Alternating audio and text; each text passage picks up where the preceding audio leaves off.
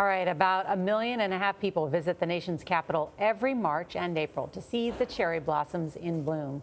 Well, now their natural beauty faces a new threat, which could cost hundreds of millions of dollars to fix. Jan Crawford is at one of the most beautiful places at this time of year. It's the Tidal Basin right there in our nation's capital in Washington, D.C. Jan, good morning.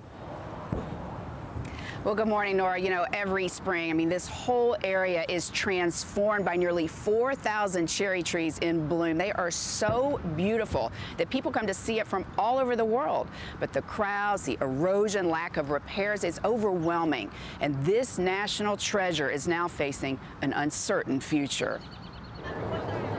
Most are here looking up at these pastel pink petals.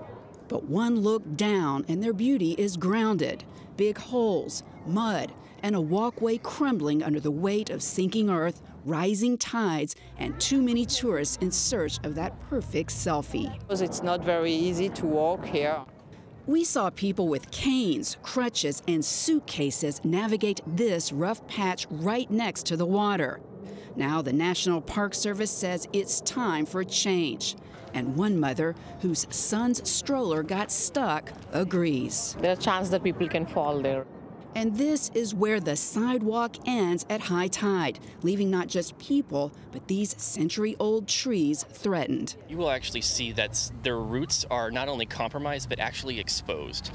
So the Park Service and the National Trust for Historic Preservation are turning to the public for help, announcing a $750,000 Ideas Lab, a sort of Shark Tank for the Tidal Basin. This is not just DC's calling card to the nation, it's America's calling card to the world. It is sinking and it is flooding, and there's over $500 million in deferred maintenance that needs to be invested in this park so that it can be saved for future generations.